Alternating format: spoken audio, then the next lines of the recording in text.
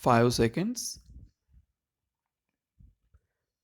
Friends and comrades, I am grateful to the people for their warm affection shown towards me, and I cannot express my thanks to the people of the Soviet Union adequately in words. Nevertheless, I wish to express our gratitude to you, Mr. Prime Minister, to your government, and to your people, and I would beg of you to convey this expression of our deep feeling to the people of this great country who have so honored us. We came here to convey to the people of this great country greetings and good wishes of the Indian people, and we go back happily with your affection and good wishes for our country and our people. We did not come here as strangers, for many of us have followed with deep interest the great changes and developments that have taken place in this country, almost with your October Revolution under the leadership of the great Lenin. We in India started a new phase of our struggle for freedom. Our people were engaged in this struggle for many years and faced heavy repression with courage and endurance, even though we pursued a different path in our struggle under the leadership of Mahatma Gandhi. We admired Lenin and were influenced by his example. In spite of this difference in our methods, there was at no time an unfriendly feeling among our people towards the people of the Soviet Union. We did not understand some of the developments in your country, even as you might not have understood much that we did. We wished the Soviet Union well in the great and new experiment she was making and tried to learn from it where we could. The backgrounds of our respective countries, our geography, history, traditions, culture, and circumstances wherein we had to function were different. We believed that the domination of one country over another was bad, and while we struggled for our own freedom, we sympathized with the struggles of other countries suffering foreign rule to free themselves. Each country and people are conditioned by their own past and by the experience they go through, and they thus develop a certain individuality. They cannot progress under a foreign rule or when something is imposed on them. They can grow only if they develop their own strength and self reliance and maintain their own integrity. We have all to learn from others and we cannot isolate ourselves, but this learning cannot be fruitful if it is an imposition. We believe in democracy and in equality and in the removal of special privileges, and we have set ourselves the goal of developing a socialistic pattern of society in our country through peaceful methods. Whatever shape that pattern our democracy might take, it must lead to open access to knowledge and equal opportunity to all.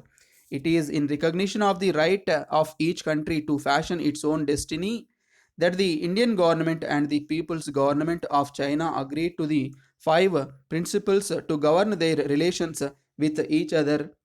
At a subsequent conference, these principles were further enlarged. About 30 countries have accepted them. I have no doubt that these principles would be accepted and acted upon by all the countries of the world. This would help to put an end to the fears. Science has freed humanity for many of its burdens and given us this new perspective and great power. This power can be used for the good of all if wisdom governs our action, but if the world is mad, it can destroy itself just when great advances are almost within its grasp. The question of peace, therefore, becomes of supreme importance. If this world of ours is to make progress or indeed even survive, we must try to resolve our differences through peaceful means. Wherever I have gone in the Soviet Union, I have found a passion for peace. Out of war, no peace can emerge. In India, we have been devoted to the cause of peace, and even in our struggle, we have tried to pursue methods of peace for our own progress as well as for causes that are dear to us. Peace is essential. We will therefore strive for peace to the utmost of our ability and cooperate with each other nations. In this vital task, we plan for our material and cultural advance in our country Let us also plan for the peaceful cooperation of different countries for the common good and the removal of war. I have been deeply moved by the great achievements of the Soviet Union. I have seen the change of this vast land through the industry of its people and the great urge that derives them forward to better their own condition. I have admired the music and dancing that I have seen. I have been impressed most of all by the great care taken by the state and by the people of this great country. I wish to thank you once again, Mr. Prime Minister, and your government and your people.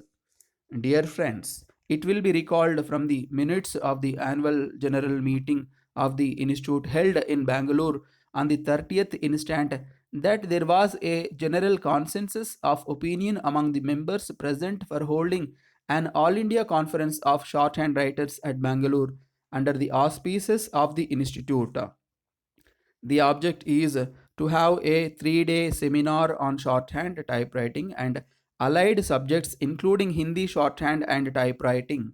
Of course, for such conferences, it is not always possible to have as big a gathering as one would like, but I am anxious that as many as could make it possible to come to Bangalore should come, even if one representative came from each state of India. It would be as representative as one could expect. I know that the question of accommodation will be a headache for more than one delegate, but I can assure you that at their annual meeting in Bangalore, members of the institute gave an assurance that there would be no difficulty of accommodating the delegates one to a family provided they came single and gave adequate intimation. This is only a tentative enquiry. The idea is to find whether you would be able to come to such a seminar. Thank you.